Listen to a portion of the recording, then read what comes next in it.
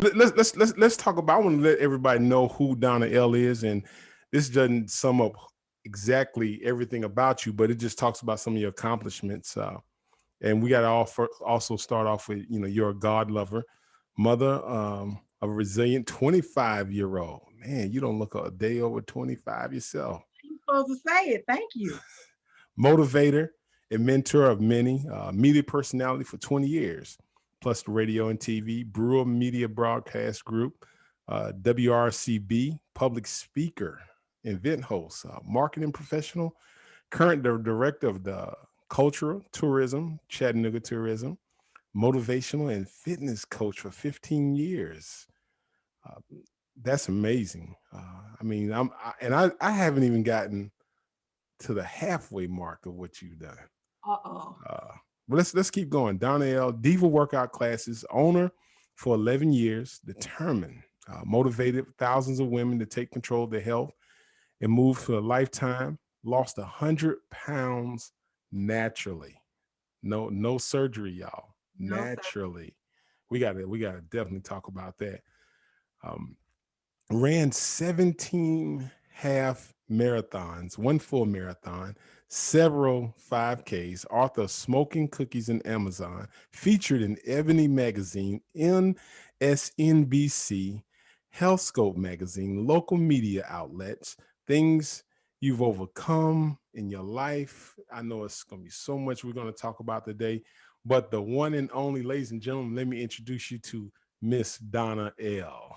Thank you. Thank you. I'm just going to say I'm blessed because as you say those things, I can humbly say if it weren't for God, I would not be where I am, man. It feels good to hear you say it. So I'm just thankful because I know I couldn't do it without him. I know I couldn't. It amazes me just all the stuff you've done. Oh, and you still going. You haven't stopped. But just tell me a little bit about what made you get into media to begin with. Oh my gosh, I love this because the word was I've been in media 20 plus years. So I started at the age of 13 years old. I went through a Black Achievers program through the YMCA and I met my mentors, Dewana Young Man, and then also Keith Landecker. So I met them and I actually wanted to be a singer. A lot of people didn't know that. So I could carry a note just a little bit. And so I Can, wanted to be a can, singer. can we hear that? No, I used to carry, I carried in the past. But I used to carry a note a little bit, and I just wanted to be a singer songwriter, and so and a performer. So I used to love being on the stage. So I ran up to Keith and Dewan. I was like, "Put me on." So they saw something in me where they mentored me at 13 years old, where I would go to the local TV and radio stations, and then before I knew it, I was actually a teen reporter when I was 16 years Wow. old. Chattanooga School for the Arts and Sciences. And then I was hired at 19 years old. And don't do the math, y'all. I was hired at 19 and as a radio personality, nighttime personality, hip hop girl, R&B, 7 to midnight. Then I moved from midnights to mornings with my brother. I love him to death, Eric Foster, and went on from radio, from being on mornings to television, and hey, the rest is history. But I'm still on radio part-time, but that is how I got my start. And I just love my radio family, love all my listeners and viewers all these years to just still be in the game and just love what I do. What type of dedication and discipline did you have to have back then? I mean, because I know late night, you got things you want to do, places you want to go, and I had a child. People didn't realize that I was on the air full time and I had a 1 year old.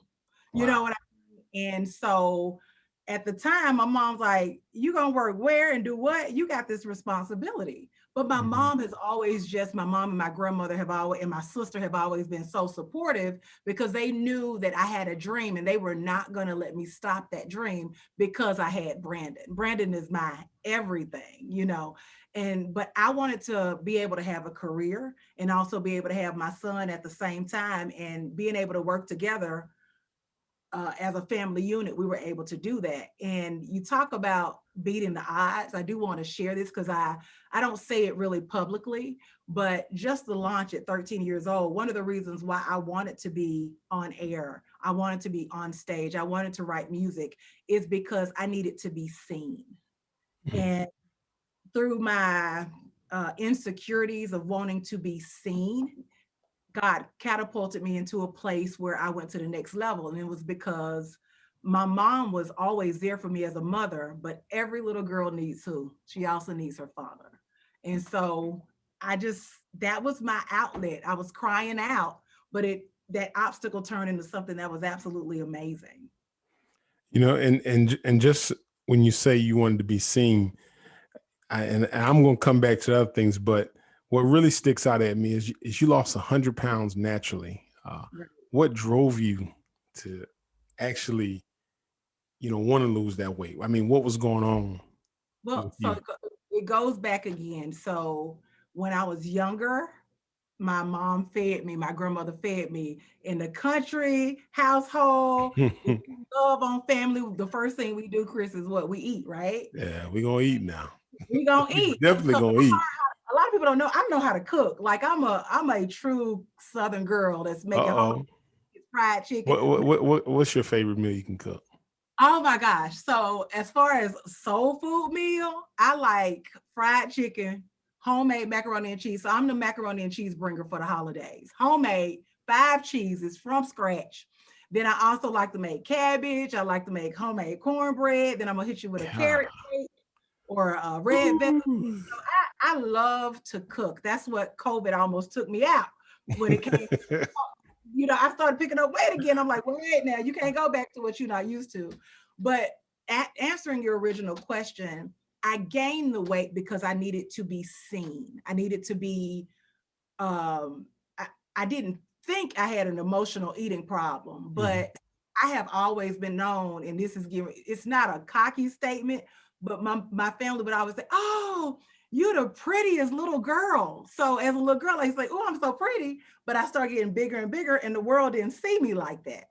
So Yeah. as I get into the career where, my mom used to carry me around like a badge of honor. Oh, she was such a big baby. Like I was proud because, fat babies are cute. You know what I mean? Oh, that's a cute. Hmm. But ultimately down the road, my entire family ate. It wasn't a bad thing. That's just how we did it. And I didn't realize I had an emotional eating problem. So what Wow. happens is I pick up the weight, I have my son, I keep gaining weight, and I realize that I have a big personality. Like Mhm. my energy is through the roof. So to be that person, to be sitting around Labor Day where family members are laughing and playing kickball, and I'm Mhm. sitting there, I'm gonna be really transparent. Sister eat some ribs. You know what I mean? And then I say, you know what? I need to do, I mean, it's the truth. I need to do something. And so one of my family members, she was my favorite aunt. Her name was Deborah. Mhm. And Deborah passed from colon cancer. And, Wow. be- and before she passed, she told me, I said, I want to teach women how to lose weight. I'm thinking about losing weight, starting a diet. This was around the same time as when I had this epiphany with the reel, right? Mhm. And she said, because she was overweight as well. We were the pretty overweight people in the family. Like my aunt loved me. She loved Let me ask something. me. A lot of times when people go through that weight problem, do you make excuses for yourself, like in your mind, like in other words, feel like people should accept you just the way you are, stuff like that? I mean, my motto was, and if you ever read my book, Smoking Cookies, my motto was, I'm the baddest big girl in the city. I mean, I would roll Mm. into Lane Bryant and they would, because I was on air, they would have my plethora of clothes rolled out. I mean, I wanted to be the advocate for women that were overweight and be confident. But what I realized in that process is that I'm overweight, but I don't feel good. I'm not Mhm. I'm not living up to my energy level. I'm not my big laugh and fun, and it just didn't feel like it was there. So I said, you know what, Donna, you got to do something about this. Even though I still represent and rock the girls that are 12 plus, size 12 plus, that's me all day. Okay. But when my aunt passed, she said, if you decide to lose weight, because I said I wanted to be a plus size exercise instructor, not a for all women, just pluck for women that are overweight. That was my initial goal. And she said, if you do that, I want to make sure that you do that and that you stay with these women the entire way and teach them. So I started teaching the classes. I started losing the weight and I lost it 25 pounds. See if I can maintain another 25 pounds. And people started noticing, and I wanted to motivate in that process. So you was teaching classes while you were losing weight yourself? So I started out losing, like I said, my first 25 pounds and maintained it. Then lost my next 25 pounds. So that was 50 and maintained it. And then I started teaching and I called all these plus girls, like plus size girls, y'all come out, whatever. And I had women of all sizes and it was at a recreation center. I had 60 to 100 ladies with no air that worked out with me through this urban program of Greater Chattanooga. And we just lost one of our big pillars in the community, which is Mr. Warren E. Logan, who gave me my start along with James McKissick for this program, Sisters Together program. And I started this program and I teach the class and it goes really well. Then I was like, what if I could start teaching at the Y? And so I started teaching at the Y and I was intimidated because I hadn't lost all my weight. They're gonna look at me crazy if I'm this big girl that's still teaching. And I started teaching and I realized it wasn't plus size girls coming to my class. I had white women, Indian women, Hispanic women, men, everybody of all sizes that were coming to this class. And when they came, I realized that we all have something in common. And that is that we all wanted to be better, whether if we've gone through a divorce or we've gone through a loss of a family member or not being seen by our spouses. We all had something in common, and that was to be better. And in that hour with me, whomever came to those classes, and still to this day, I want to make sure people feel their best, not just look their best. Now let me ask you, when you decided to lose that weight, did you go through like was it a period of like depression that you went through that made you want to do it? You just looked in the mirror one day and say, I don't like what I see. What was it? I'm going to tell you, I have never, because my mom is my mom and she's lost weight and works out. My mom works out twice a day. My sister works out all the time. Like that's our thing. I never looked in the mirror and said, oh, you don't look good enough. I say that it's not that I have insecurities now, but I notice more things now because I've lost the weight. And that former heavy girl is always in my mind. I always have some of those insecurities, but I always felt as though that I've never been depressed about weight. I may have been taken back, but it took my coworker, Eric Foster. I was like, I was thinking I want to lose some weight. And you know me and y'all like straight to the point. D, I don't want to hear that bleep no more. You need to do something about it. And when he said that, I took off. And he was my co-partner on air, and we would eat well together in the mornings. And my mom motivated me, and my sister, and my son, and it just took off. No depression from that. No. Okay. So now you're losing weight. You got a class going. You're on media broadcasting. Things are going good. So tell me about that change in your life. Because life is like a roller coaster. You go up, you go down, then sometimes you go straight through. But it's like, tell me about that. I guess that rock you hit when things were going good. Oh my gosh! So things are going good. I'm at the top of my game, being on air, right? And syndication happens, right? Syndication comes in. Ricky Smiley comes in. Hey, Ricky, if you watching. I'm not on the air anymore. I get laid off from being on, from when I was 13 years old to this being my family, till I remember when everybody was bawling when I had to leave.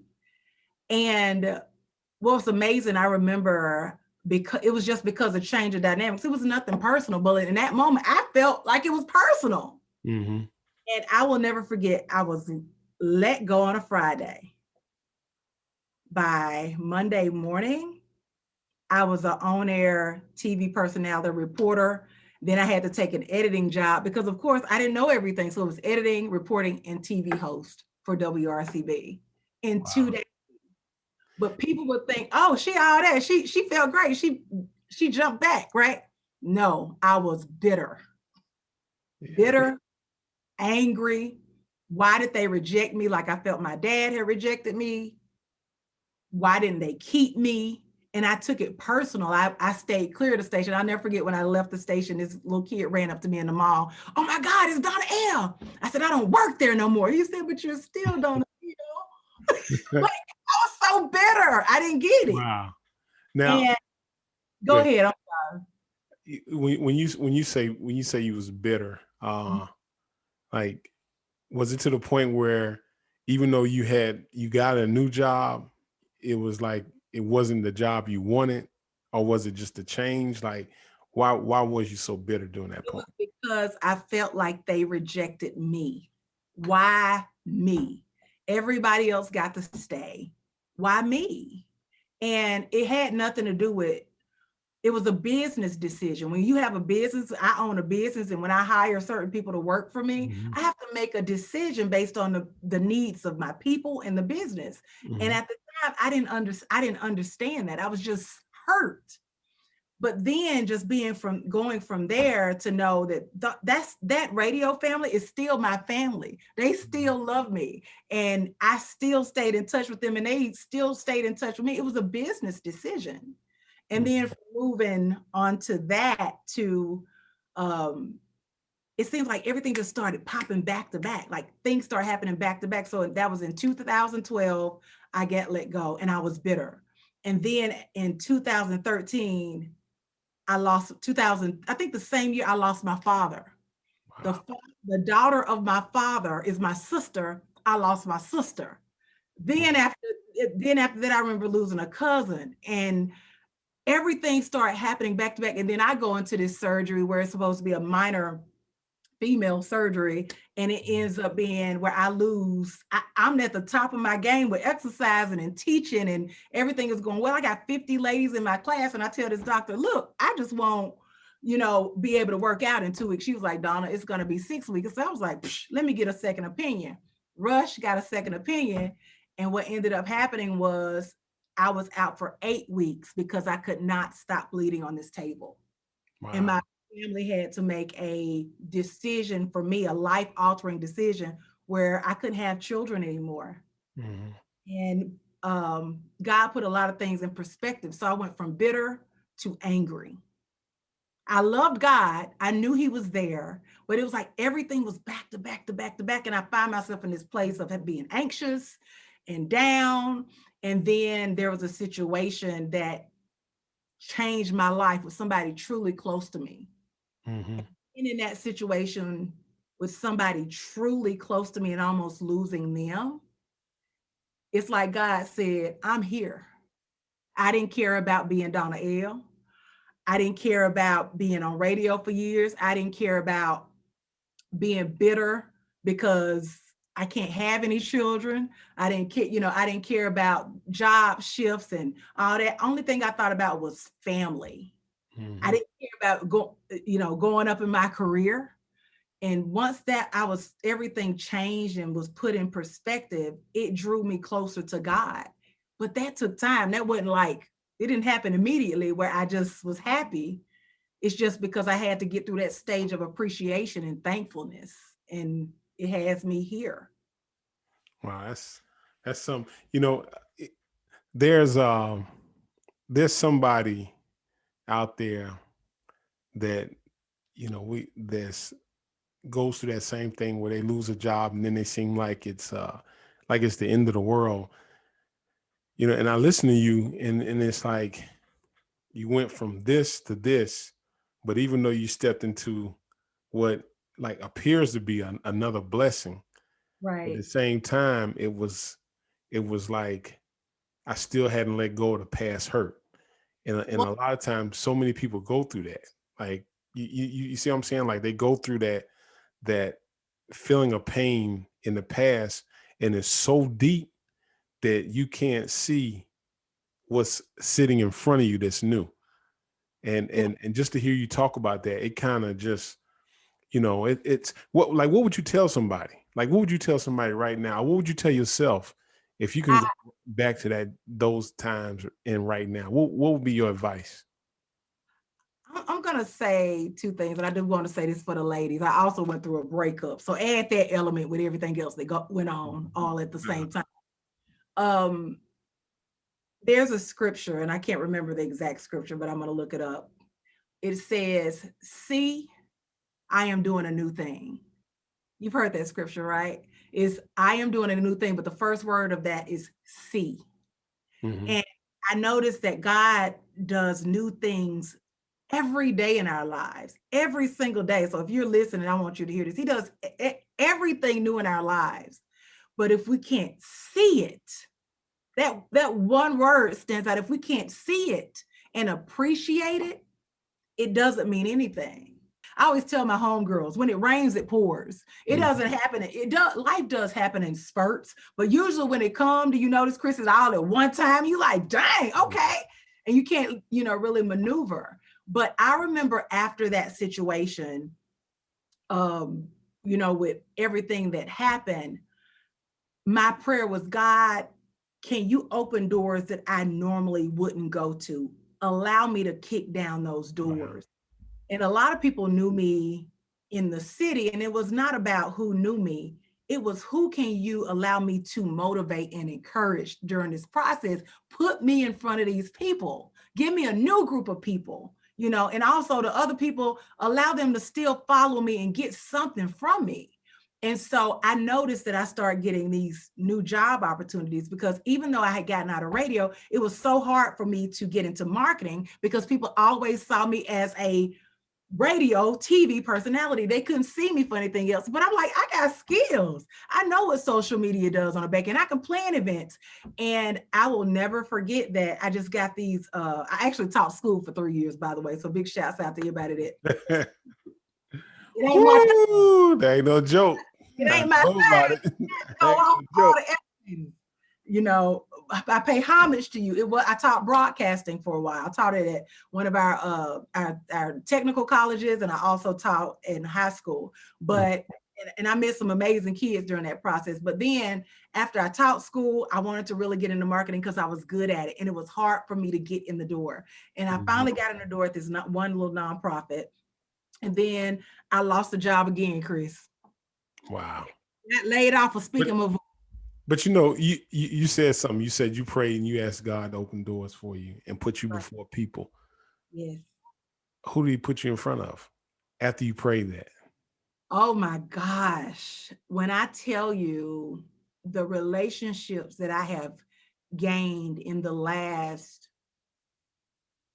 year or 2 years, 2 to 3 years are absolutely amazing. Now, before I don't mean to cut you up, but before you go into that, what did you have to do yourself to prepare yourself to receive those different type of relationships? Oh, I love that. That's a great question. I had to become more confident.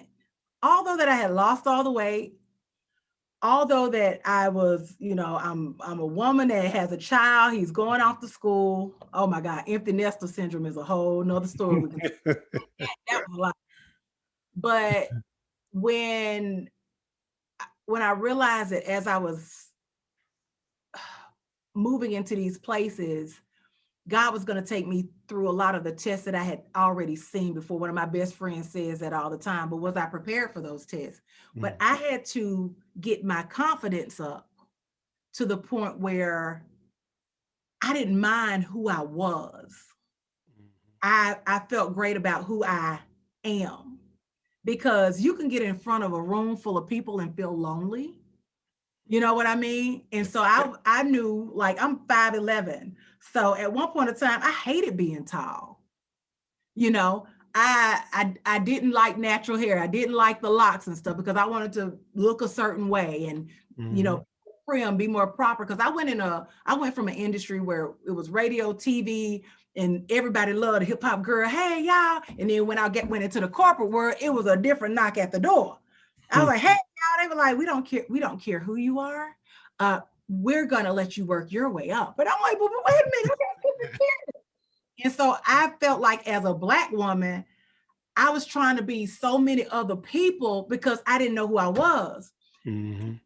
So great when God takes you through all that heavy stuff that I went through. Because in my mind, I'm like, if I done been through this, what Yeah. you said don't even matter. And And and so now and my endurance is just different. And I just walk in the room at 5'11" with my heels on.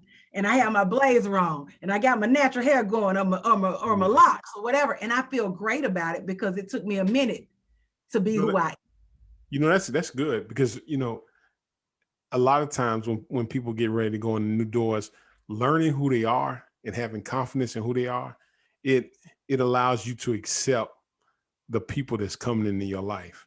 Because I always say when you pray to God and you ask God to put you before people and place you in new environments and put you around winners, when you get around winners, you got to expect winners to win. And that's what they're going to do. And they're going to push you, they're going to be driven. And in order to learn from that, you got to be confident in who you are, or you will actually choke the life out of people that's winning because it'll annoy you. Like, I always say mediocre people hate to be around people who want to be very successful. And very successful people hate to be around mediocre people. Right. So once you learn who you are and you become confident in who you are, you can step in the room. And even though I may not have what that person has, but Mhm. the confidence you have in yourself to be able to get it, it allows you to be able to open up and learn from them and, Right. and give into the teaching and not be defensive or not take things so as being hurtful. Because when you're around winners, they don't have time to massage you and coddle you. They're going to drive you. They're going to come at you straight, and then they're going to push you. And a lot of times we want that, but then when we get that, some people are defensive. So for you to understand who you are, and then God places you in that, and then you just said you had to go through the pecking order. That's exactly what we're now. If you come in here, this is the way we're gonna do it. We don't care who you were, Right. all the things you have accomplished, but in here, when you do this, we got a certain way we do it, and Right. this is the way we're gonna do it. And you got so it I can you can see your growth here, and that's something I hope people take from that is even though you was here at this particular level, doesn't mean when you step into the next realm of You your at life. that same level. Right. Yeah. Well, can I say this? I do want to say this because I have always been around celebrities, Hmm. and those people have a lot of money. Some of them look like they do, but they may not. Hmm. That never drove me to be on air. That never even drove me. When I say God put me in places that I normally wouldn't be, Hmm. it was never about more people of more success. Hmm.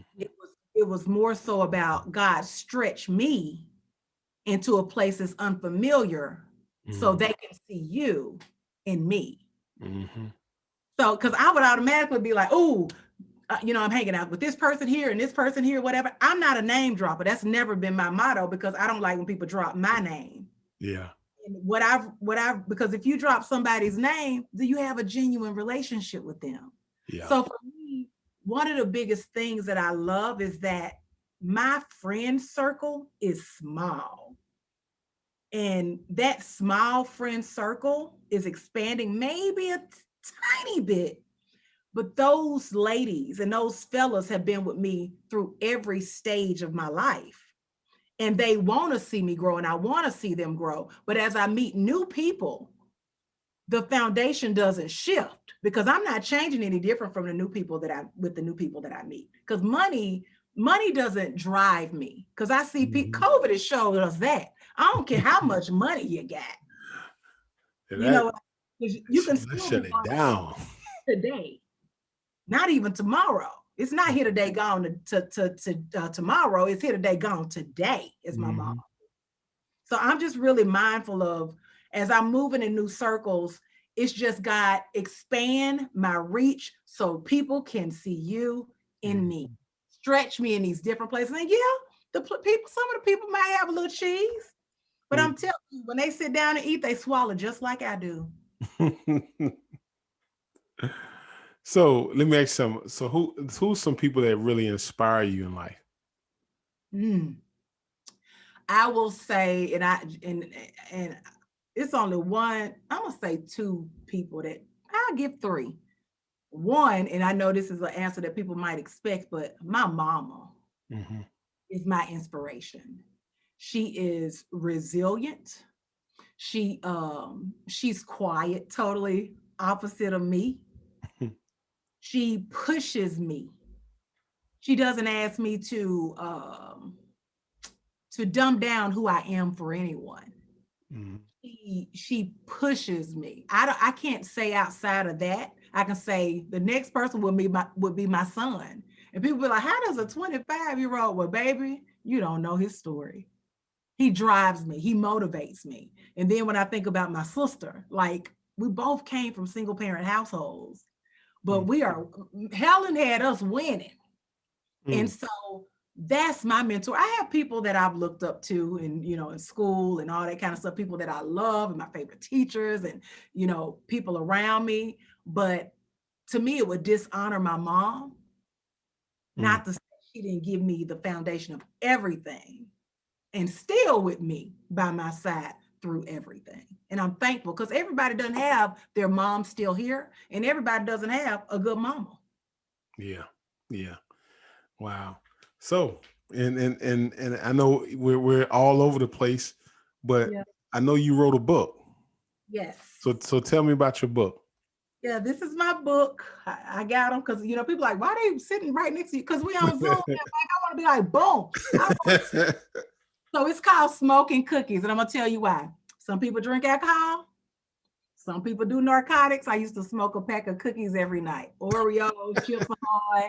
Like, you've never heard me say that. So that's what I do. That's what I do. And so when I'm stressed, that's my food addiction. So if you see the lady, this is supposed to be me. This is before the natural hair and everything. So it talks about relationships, stress, expenses, family, life, career. We're all stressed out about all those things.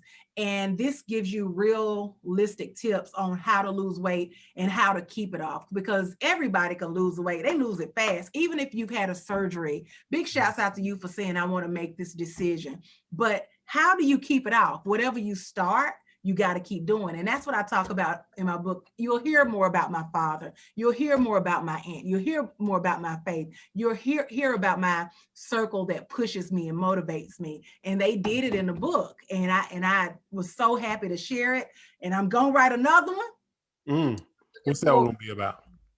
It's going to be about going through exactly what we're talking about, going through life obstacles and still moving forward in that process. And I just look forward to, I remember years ago when I was in a dark place, because you asked me, had I been in a place, and I was like, God, so many people are leaving me. I've had these accomplishments. If you took me, it would be okay. I'm reasoning with God, shoot, and he always says, I'm not done with you yet. And so it just would be a disservice for me to just be here. So that's why I hope if somebody's listening, or I hope if somebody's watching me on my social platforms, I hope if somebody sees me at my Chattanooga tourism job, doing things, or hear me on the radio or in the community, they know that I want to be an advocate for them. I just want to serve. And this is a big difference than I was a couple of years ago. Yeah. Wow, that's nice. So and we're gonna talk about it at the end. Like, I want you to make sure you tell people how they can get your book, and those things. But now also I want to know, like, so what is Donna Elle doing in these days? Like, what's going on with you now? So right now I work full-time for Chattanooga Tourism Company. I love my job.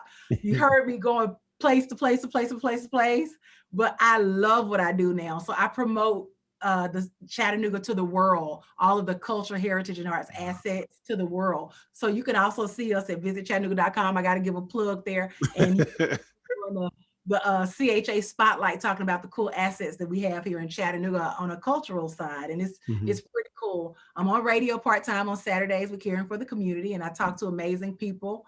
And that's our community leaders in Chattanooga, and just share different things. And I have Donna Elle's Day Party. When I was younger, it was a house party. You get older, it's a day party.